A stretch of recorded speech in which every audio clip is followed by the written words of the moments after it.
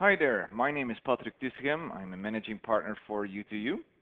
And today in this visual how-to, I'm going to show you how to execute a search query programmatically by using the search web service that is exposed by the Microsoft Office SharePoint Server 2007.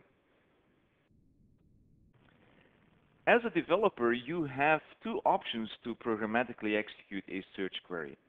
Option number one is you are able to let your code execute within the context of the shared service provider, or you're able to hook up with that context. And if that is the case, then you can talk directly to the search API. I have illustrated that in one of the visual how-tos that is already available in the How-To Center. The second approach is what I'm going to explain here, and that is the approach where your application is not running on the machine where SharePoint has been installed, but is running on, for example, the desktops of the users. And you're going to remotely execute a search query. And if you want to do that, then you have to talk with the search web service that is exposed by the Microsoft Office SharePoint Server.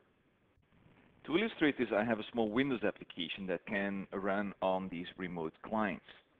It is a simple one that accepts a keyword, for example, business, and then when I click on the search button, the application is going to communicate to the search.asmx, give me back a response, and the response is formulated in XML, and then I can display that response, for example, here within a data grid. So let's see how this small demo application has been constructed. If you are building an application in Visual Studio 2005 and you want to consume a web service, what you're going to do is you're going to add a web reference so that a proxy class can be generated.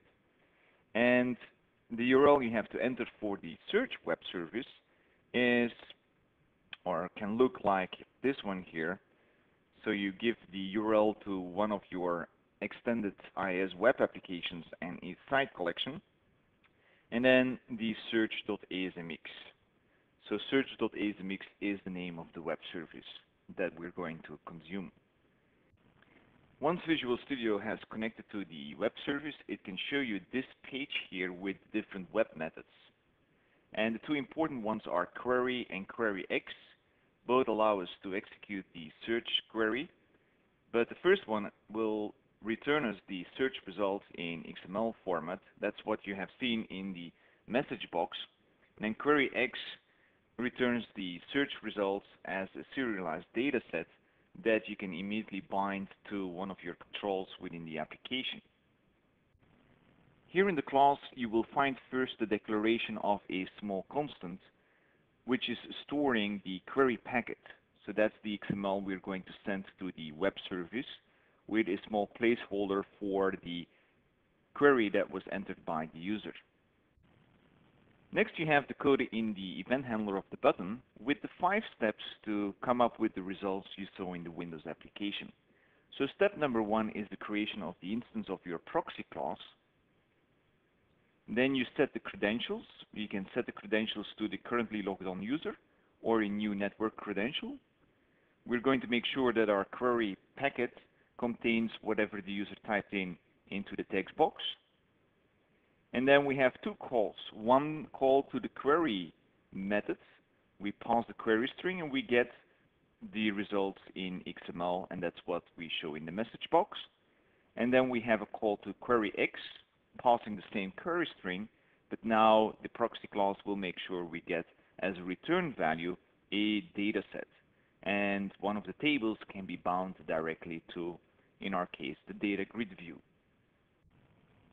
So these are the 5 steps to take. That concludes the visual how-to, and hope you have learned something new, and talk to you later. Bye-bye.